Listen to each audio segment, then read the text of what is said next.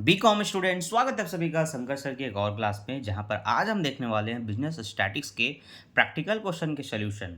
इससे पहले भी वीडियो बन चुकी है लेकिन वे सभी वीडियो थे उदाहरण के। आज इसके पूरे क्रियात्मक प्रश्नों के एक एक क्वेश्चन को हल करेंगे जिसका सारा वीडियो मेंबरशिप सेक्शन में अवेलेबल रहेगा।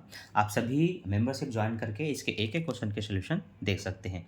साथ ही साथ कई बच्चे जिनको पीडीएफ चाहिए रहेगा आप पीडीएफ भी बाय कर सकते हैं। ठीक है, तो चलिए स्टार्ट करते हैं आज के वीडियो को बिना किसी देरी के। सबसे पहले हम देखते हैं हमारा सबसे पहला चैप्टर क्या है। तो सबसे पहला विषय सूची में हमारा सबसे पहला चैप्टर है साझेदारी फर्म का मूल सिद्धांत, जहाँ पर सबसे पहले हमारे पास चैप्टर 1 है और यहाँ पर हम देखने वाले हैं हमारा पहला क्रियात्मक प्रश्न।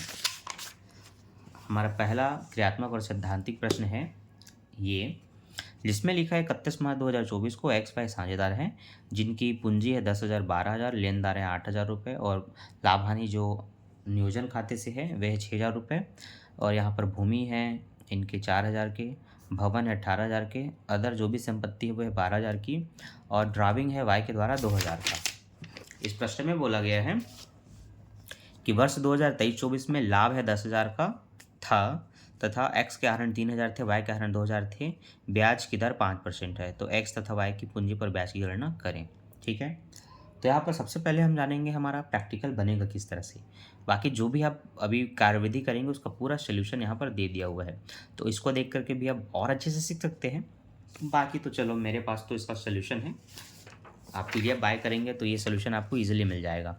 देखो सबसे पहले आप लिखोगे इस तरह से कॉलम बनाओगे जिसमें विवरण एक्स का कॉलम रहेगा, वाई का कॉलम। इसमें सबसे पहले कैपिटल को लिखते हैं जो कि पूंजी है। तो पूंजी एक का 10,000 है, एक का 12,000 है। इसके बाद इसमें आपको लाभ को घटाना होता है। कौन से लाभ? वह लाभ जो अप्रोप्रिएशन करके आपको दिया हुआ है और साथ ही साथ आपके प्रश्न में यहाँ इन दोनों को माइनस करने के बाद जो लाभ आएगा उसको। तो पीछे जो लाभ दिया था चिट्ठे के अंदर वो 6,000 का था और यहाँ पर है 10,000 के। इन दोनों को घटाइएगा, घटाने के बाद जो आएगा उसको अगर समान साझेदार हैं तो बराबर बांटना है और अनुपात दिया होगा तो अनुपात से। चूँकि दोनों को बराबर कटेगा तो 10 में 6 जाने के बाद 4,000 बचा, 4,000 को बराबर बांटेंगे तो 2,000 रुपये बटेगा। इन दोनों को प्लस कर लेंगे तो आप माइनस करना है ना, 10 में दोगे 8,000 और 12 में दोगे 10,000 रुपये। इसके बाद इस पे आहरण को देखेंगे। आहरण आपको प्रश्न में बताया जाता है कितने का हुआ है, एक का 3,000 है, एक का 2,000 है। लेकिन इस प्रश्न में एक ट्विस्ट होता है। आपके प्रश्न में यहाँ बताया जाता है कि और किसके आहरण कितने हैं।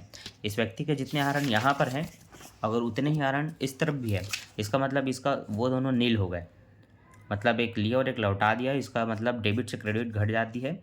केवल एक्स का आपको जो 3,000 दिख रहा है उसको लिखना है।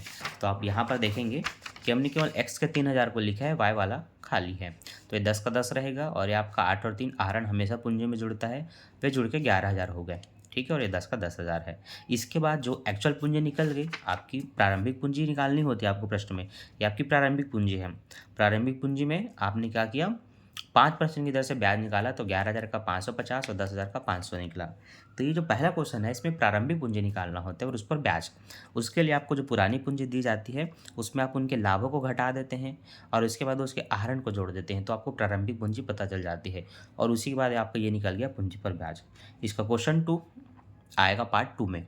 ये टॉपिक आपको समझ में आया तो वीडियो को लाइक कीजिए, दोस्तों में शेयर कीजिए। अगर आपने मेंबरशिप नहीं लिया तो फटाफट जाके ले लो और इसके सारे क्वेश्चन को इसी तरह से फटाफट 2-4 मिनट की वीडियो देख करके एक क्वेश्चन सॉल्व कर सकते हो। बाकी मिलते हैं नेक्स्ट वीडियो में। Thanks for watching, bye bye.